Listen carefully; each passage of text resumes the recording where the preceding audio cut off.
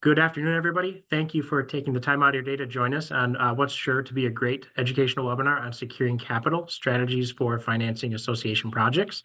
Today, I'm joined by Todd Walter of Reserve Advisors and Steve Silverman of PBG. Before I turn it over to Todd and Steve, though, I did want to confirm with everybody that today's webinar is being recorded. At the conclusion of the webinar, we'll send an email to everybody that's registered. They'll receive a copy of the recording, a copy of the slide deck, as well as both Todd and Steve's contact information. So without further ado, Todd, I'll go ahead and turn it over to you. Very good. Thank you, Matt. Steve and I greatly appreciate everyone joining us here today. We will try our best to keep this program to roughly 30 minutes. We'd certainly be willing to stay afterwards to answer a few questions live, but even if we don't get to your question, we will get back with you shortly after the program. Make sure we answer your questions thoroughly. Please enter your questions in the chat box. You can enter them at any point in time. And again, we'll make sure that we get to them at some point. Steve, would you mind a quick background, a little bit of background? Yeah, sure. My name's Steve Silverman. I'm a partner with the accounting consulting firm of PBG Financial Services. I've been working with community associations for 45 years now. And as it says here, we provide accounting, tax, and consulting services, mostly consulting services with budget consulting and reserve funding consulting. Very good. Thank you, Steve. Steve's leaving out that he is an extremely well-known accountant in the industry and has been in the industry for a long time, very well-known. I started conducting reserve studies here at Reserve Advisors in 1999. I'm a licensed professional engineer in several states, including states where I see quite a few of the attendees here today. One quick note is I still very much enjoy conducting reserve studies, visiting properties like yours each week. As we move through our agenda here today, although there are certainly benefits to having sufficient reserve funds available to take on projects in a timely manner, we recognize that there are a lot of communities that are faced with very large capital-intensive projects in the near term that they can't push off, while at the same time having a lack of sufficient reserves to pay for the project. It's important to note that our program here today, that this discussion is independent of state laws, such as the very unique laws in Florida. Regardless of state law, there are communities in all states that face this challenge of having to take on a high-cost project without sufficient reserves to pay for the project. And this discussion here today, reserves, capital planning, it's always been an important topic. It's always been a critical topic, but seems to be a renewed focus on this topic. Not just in light of the tower that collapsed in Florida, but lending institutions and insurance providers now considering reserve studies or utilizing reserve studies to evaluate their risk. There are more and more states around the country requiring reserve studies. And that list seems to be growing as that legislation is pending in a couple new states as well. In short, people take this discussion way more seriously nowadays. And this is a tough topic to discuss. How are you going to pay for these big ticket projects? That's a challenging topic at all communities. Best done over cocktails, because it can be a really long discussion and a really challenging discussion. And again, every community is faced with that discussion. So this is a quick refresher for most of you. A reserve study is a tool that determines the appropriate annual reserve contributions. But more than that, a reserve study simply allows you to make an informed decision. It allows boards and owners to make an informed decision. How are you going to prepare financially to pay for these projects? Reserve study provides an independent opinion of the potential times and costs of expenditures and the annual reserve contributions required to fund those expenditures. You hear me use this word making an informed decision quite a bit in this presentation. And yet, one of the biggest reasons, in my opinion, why associations do not conduct reserve studies or do not conduct reserve studies in a timely manner is that they're afraid of the results. And yet, will that roof last longer or cost less if you don't have a study in place, if you don't have some visual line of sight to the potential projects coming down the road? Of course they won't. Again, we simply want to help you make an informed decision come budgeting season as to how you're going to take on these projects. And so with that little bit of introduction, I'm going to set the stage here for Steve to go through a case study. Again, the overall theme here is it's great to have reserves available to pay for the projects, but what happens when you don't? What happens when it's too late to build your reserve contributions to take on those projects?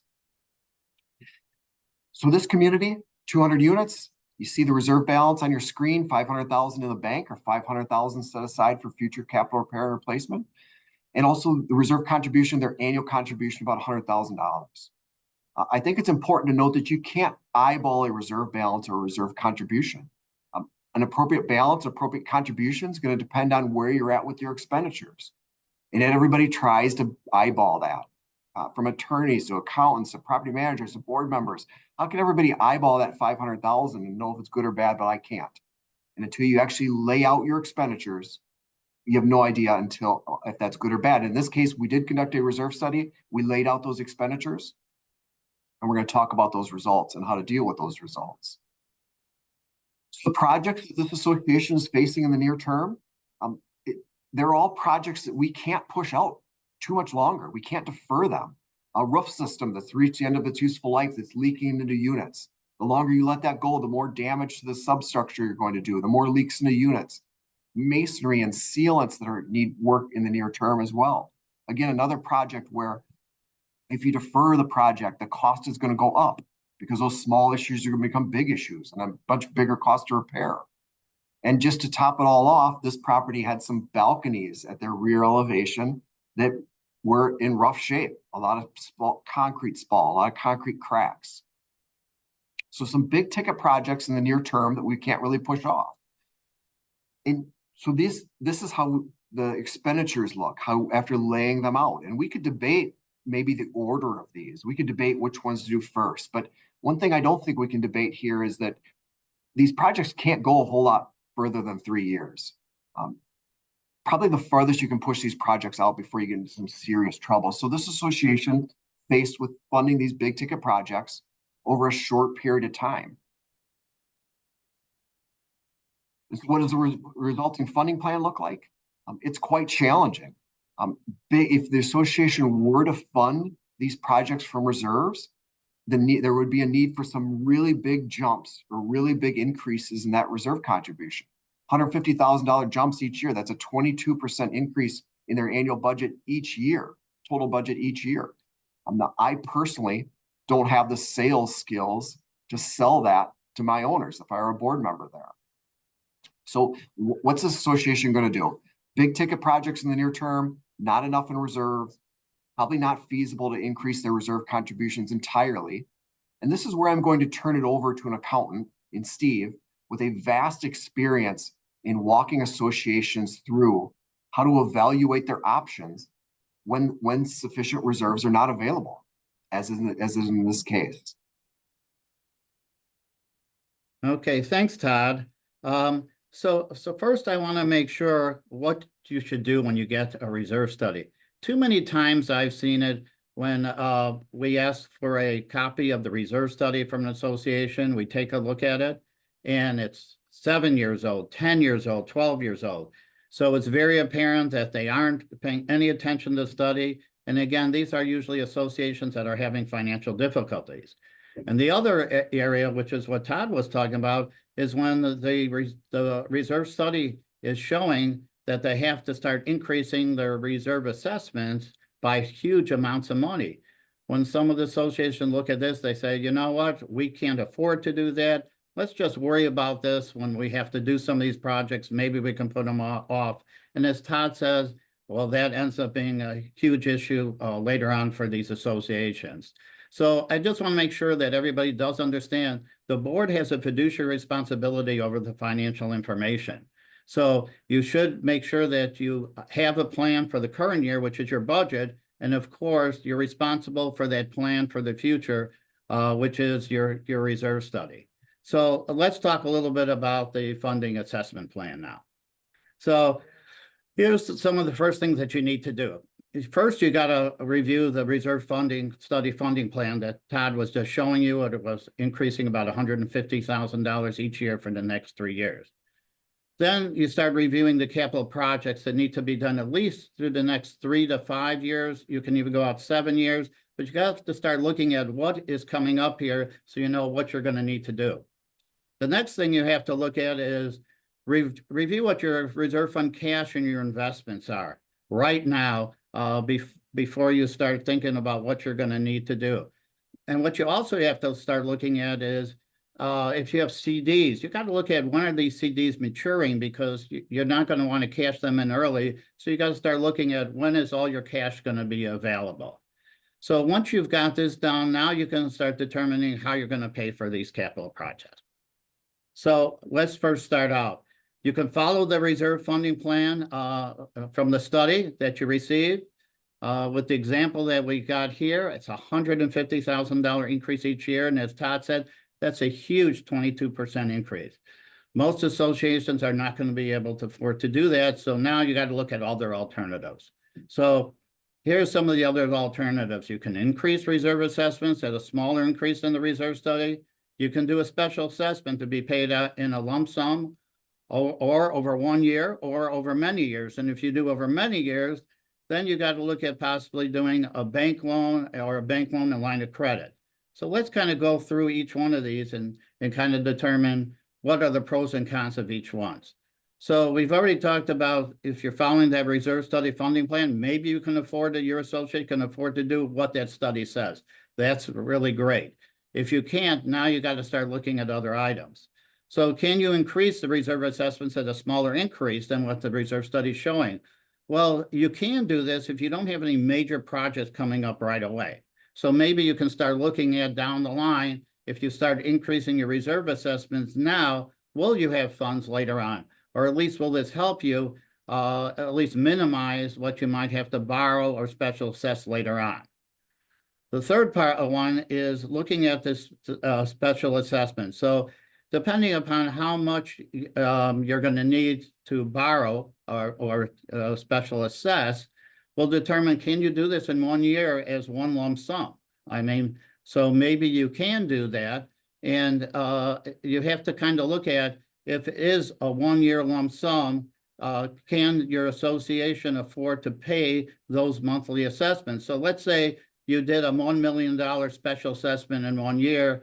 There's 200 units that have equal ownership, equal percentages. Well, that could be an additional $417 a month. Can your association unit owners afford to pay that? So that would be one thing you would start to look at. And could you do a one lump sum right at the beginning, or could you do it over 1 year period of time where it would be that $417 per year, or if you did it in a lump sum, it would be $5,000. So you'd have to look at that. Most of the time, you'll have to do a special assessment over many years. Once you start to do that, that's when you have to start looking at, hey, do you want to do a bank loan or a line of credit or both? What we usually try to recommend is try to do a bank line of credit first, because you're starting to work on these different projects. So as you're going to work on them, why borrow the full amount of money up front before you need all of the funds? So we always usually recommend getting a bank line of credit. And even before the line of credit, as we're going to go through in this example, we recommend a lot of time using the reserve funds that you currently have first, because most likely you're going to be paying less of an interest. You're going to be receiving less of an interest than what you're going to be paying out in a bank loan. And we'll go over that in the example here. But but we would want to take that bank line of credit first, so that you're not borrowing the money up front, paying interest on that full amount before you need it. So that's why we always recommend first, let's get the bank line of credit, then we'll start turning it over and turning it out to a bank loan. So let's go now and talk about our case study here. So the case study here that we have is basically, it's showing that we have $1,788,957,000 in reserve fund projects that need to be done over the next 3 years. That's a real lot here. But the good part about it is, based upon the study, is that there isn't any major projects after these 3 years. So the real key is now we have to figure out, what are we going to do here to be able to afford to take care of these 3 years, and then try to build back up our reserves after that.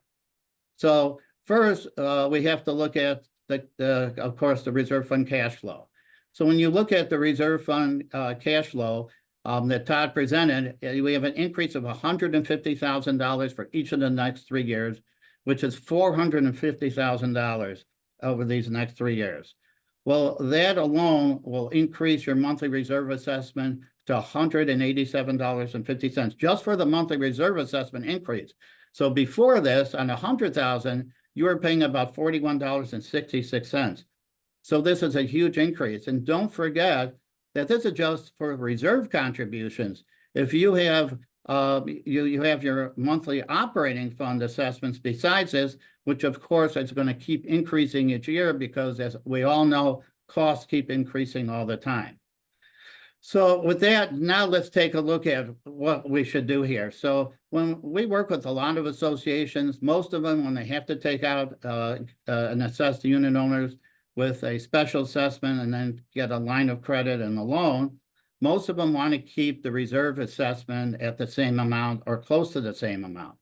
So in the case study that we've got right now, we're going to try to keep this $100,000, which is what we've been assessing unit owners previously. We're going to try to keep that at least for the next few years, because then when you start telling the unit owners, hey, we've got this special assessment, at least you can tell them, yes, but we're not going to be increasing the reserve assessment. So any increases that you're going to be having in the next few years will just be because of your operating assessments. So if you take out a $1 million line of credit, this is another thing that you got to talk with your financial institution. How long can you take out a line of credit? Will your financial institution let you do it for 6 years, 1 year? Will they let you do it for longer? So you got to kind of take a look at how long it's going to take to do one of your big projects so that you don't have to borrow all the money right up front. And then you got to look at what the interest rate is. So I'm using an interest rate of 6.75% for our case study here. Now, the interest rates could be higher than that right now because interest rates are changing all the time. So if we do a $1 million line of credit, and the other thing that I want to make sure is when you're talking to these banks, see if you can get the same interest rate for both the line of credit and the loan so that you're not going to get a different interest rate once the line of credit turns out. So this is another important item that you have to talk with your financial institution. So in this case, if you, and I'm just taking out 2 different examples here. If you have a 6-year loan, the monthly assessment could be $84.65 for just this special assessment. And if you take out a 9-year loan, it could go down to $61.90. So that's a huge difference than if you're going to pay that $150 and get up to an increase of $450 for your reserve assessment, which was $187.50. So now let's take a look at an actual cash flow example here. Okay, so what we have here is an example on a 6-year loan, a 6-year special assessment with a line of credit. So we're going to take out $1 million here. So if you start taking a look at the second column or the second row here, it's showing that the reserve assessment is $100,000. So as you can see, we kept that reserve assessment the same over the next few years like we just talked about. Now, you can see where it says anticipated expenses, $750,789 is the anticipated reserve project that has to be done in 2025. So when you take a look at that, you're saying, okay, my cash at the end of 24 is the $620,900. So now knowing that you have $750,780 to do, well, we're going to have to, start borrowing from the bank. But what we want to start doing first is try to use up our cash that we have in our reserves. So you have to, again, look at, like I talked about, what reserves do you have available, what aren't going to be mature till later on. So if we can do then, you're going to start this project, let's say in late spring, early summer, we can start using our regular reserve funds, but eventually we're going to have to start borrowing off that line of credit. So in this example, in case study, we had to start borrowing from the line of credit starting November 1st. So that's when we'll have to borrow. And we needed to take out $200,000 approximately. to be able to do these projects to meet the whole first year project. So now that we've taken out that 200,000, whatever interest there is, well, the reserve is going to pay for that interest. So at the end of this first year of December 31st, 25, you can see we borrowed 200, our ending cash is 180,809. The other thing you have to ask and talk to your financial institution about is a lot of them have minimums that you have to keep in your reserves. So make sure you talk to them about that. Some of them say you have to keep in at least 100,000. Every financial institution is different. So we go into 2026 when you see there's a $202,000 anticipated expense. Okay, so if this isn't as nearly as much as we had to do in 25, and nearly isn't as much as we're going to have to do in 27. So we can borrow off the line of credit another 200,000 during this period of time, and you see there is some interest that will be paid out of your reserves. And so at the end of 2026, or I should say at November 1st, when your line of credit is at the 1 year period of time, you're going to have a balance in your cash of $262,695.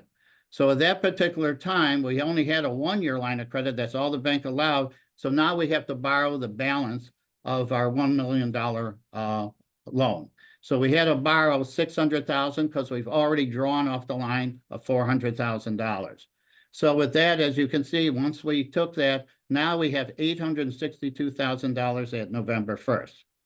So after that, now we take a look as we go into 2027. We're still keeping the same $100,000 reserve assessment, but now we have projects totaling $836,028. So that's a huge amount. So now, because we borrowed the $600,000 at the end of 27, we still have a $143,000 balance. So whatever your special assessment is, that special assessment will end up covering both the principal and the interest of whatever we have to pay the bank. So that's why it doesn't affect any of your cash flow whatsoever in the example. So by doing what we said here, at least now, if you remember from the example from the actual reserve study cash flow, your balance at the end of 27 was only, I think it was like $62,400 approximately. Now we've got $143,000, and going into 2018, after that year, I'm already up to $243,000, and we've kept $100,000 the same. So now you start looking out further is what do we need to do? What do we need to do? Do we need to keep increasing the going forward, start increasing those reserve assessments, or can we still keep it the same? So that's why then you start looking out even further. So because you don't want to run into the same problem that you just ran into when you just got the study and find out, oh my gosh, we've got some issues. So so again, as you can see, it's the reserve special assessment would be about $61.90 increase. And I mean, it would be, and then on the 9 year, it's going to be, I mean, the 6 year was at $84.65. Now the 9 year goes down to $61.90. So now that we've looked at that, the other important thing is because basically the 9 year is pretty close to this, the 6 year. It's just that we're charging the unit owners more for the special assessment because at 6 years, it's a lower period of time, but since we stretched it out to 9 years, the assessment to them is lower. So you have to take a look at it, is what is better for your association? Is it better to get that special assessment increase down to $61, or was the $84 okay for you? So that's where you got to determine what is better. And is it better to take out the 6 year because you might have more issues after 6 years, where you might have to do another special if you haven't started to put more money into your reserves. So this is something that you would definitely have to look at. So after this, the next thing you have to look at is safeguarding the reserve funds here. So with that, this is all really important because if you're not safeguarding the reserve funds, you could end up with other issues here that you weren't planning for. So number one, I always say, have an investment policy. I think this is so key for any association. Safety, liquidity, yield should all be part of the investment policy. So any future boards have an understanding of why did you invest in these things? Why are some of these CDs, if you have CDs, are not due for a year or 2 years? So if you have a policy like this, every board going forward knows why you invested the way you did. Internal controls are so important here. And we're not going to go into those because of the timing, but basically you need to have an active board.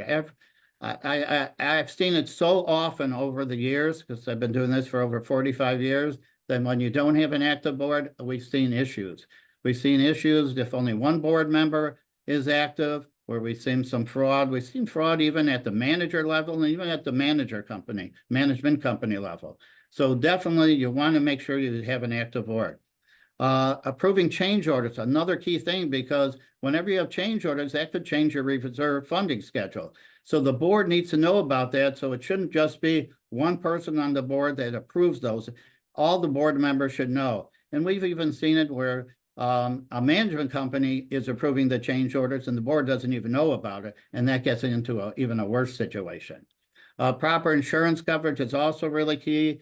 But the next three things are the real key to making sure you're safeguarding the reserves. Having fund accounting, not commingling the funds, and having a CPA-prepared financial report. So let's start going into this first with commingling the funds. So number one is you need to have a fund accounting. So you need to have an operating fund and a reserve fund. And when you start these special assessments with the loan, you should even have a separate special assessment fund, because you want to make sure everything is paid out of the correct accounts. So you want to make sure, number one, that all these reserve project expenses, before this loan, the line of credit is termed out, is being paid out of reserves. If you start paying some of these out of operating fund, you're going to have problems later on, because you won't know how much did you truly spend for this project, because you're going to start looking at your reserves and figuring out, oh, we spend less, so maybe we don't have to need to borrow the full amount. So number one, make sure everything is getting paid out of the correct account. All special assessment income collected should be deposited into the special assessment bank account. So we've seen this, so many issues where you're collecting the special assessment from these unit owners and it gets deposited into the operating account. Now you're starting to pay down the loan, and you've used this money, the special assessment income money, for other items. So it could go into your operating fund, using it for operations. We've seen it go into reserves, and all of a sudden you're using it for other reserve expenditures. So this is a real key thing. This is an issue that we find all the time.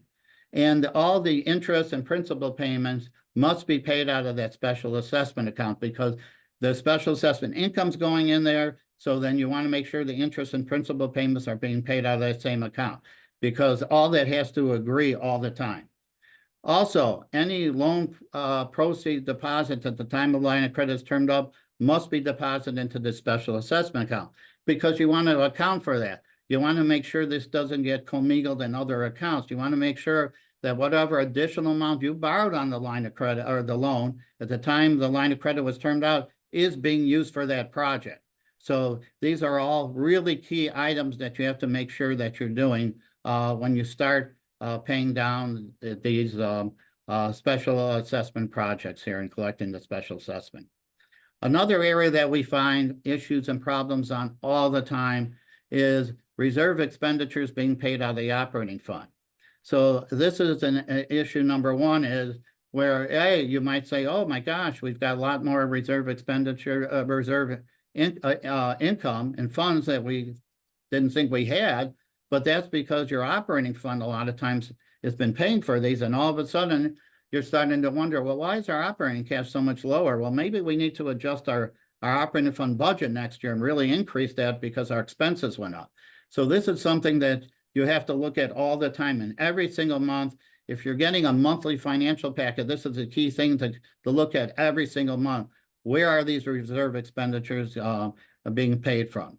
And again, if you only have a checking account in your operating fund, make sure the reserve account is reimbursing for that exact dollar amount. Too many times we see that the reserve fund is reimbursing for an approximate amount and not that exact amount. Same thing with reserve assessments. You're budgeting for those reserve assessments. Those reserve assessments should get transferred and deposited into that reserve fund. We've seen many issues on that over the years too. The last thing, excess operating funds. Too many times associations have excess operating funds. So what do you do with those excess operating funds? Well, first take a look at your state laws. Every state law is different, what you can do with excess operating funds, but also look at your bylaws and declaration. They might also say what you should do with those excess operating funds. So the last thing that I really want to talk about when you're talking about safeguarding is having a CPA-prepared financial report, either an audit review or a compilation.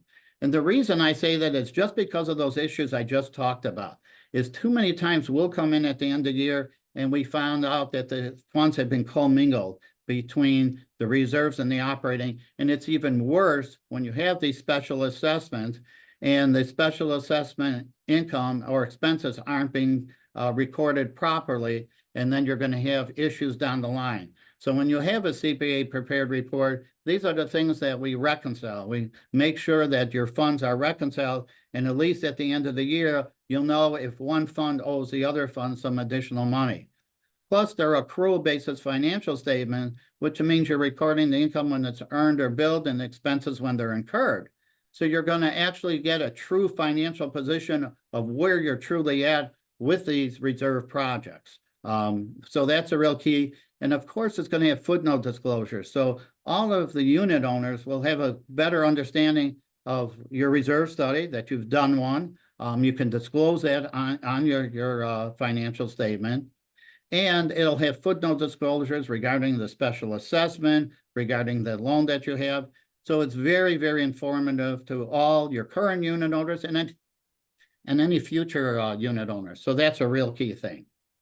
So just to kind of sum it up here quickly is this is so important to have a plan in place for future boards and future years. This will make everybody more comfortable to know, hey, you've looked at this, we've got a plan.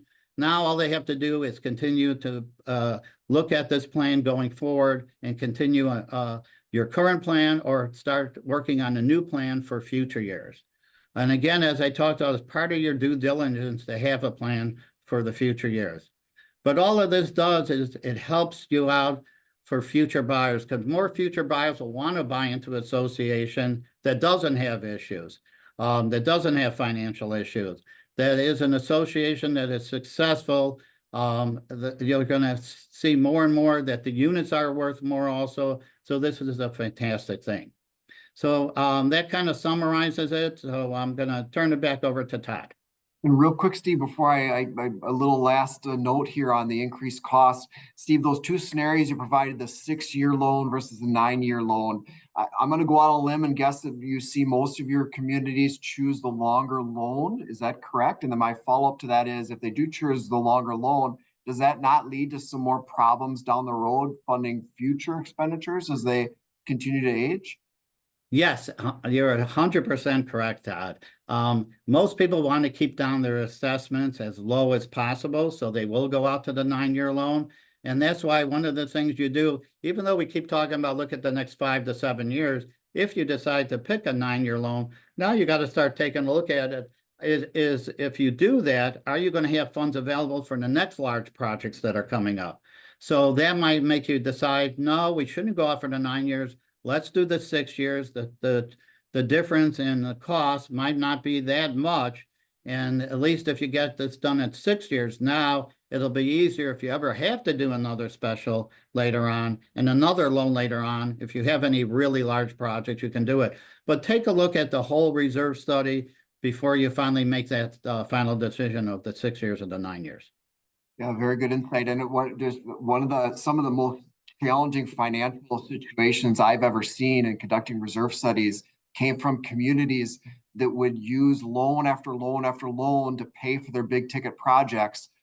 They would simply assume the reserve contribution was going to fund that loan. They didn't special assess for those loan payments. They didn't increase their reserve contributions for the loan payments. So some of these properties, their entire reserve contribution is taken up by loan payments. Just really financial disasters at that point. And so just a quick overall summation of the topics here today. So this association ended up costing themselves quite a bit of money, quite a bit of extra money. And so how did they, obviously, when you utilize loans, you increase the overall cost by having to pay interest. But there's more than that here. This association did not fix the small cracks before they become big cracks. They didn't take on the minor stuff before it became major. And that resulted in these project costs going way up. They also, because of a lack of preventative maintenance, didn't get a full useful life out of some of their components, like their roofing. And even just a small decrease in the useful life of a component can have a big increase in the overall costs, the life cycle costs of that component. So this association, at the end of the day, they really hurt themselves by not having reserves available to pay for these projects in a timely manner. Yes, and Todd, the other thing is, I think people have to understand too that costs are increasing each year. So everyone has to keep, especially at budget time, you have to review your reserve study every single year to see what's going on, what the costs are, because they could have increased from the year before, because it's just crazy what's happening out there right now.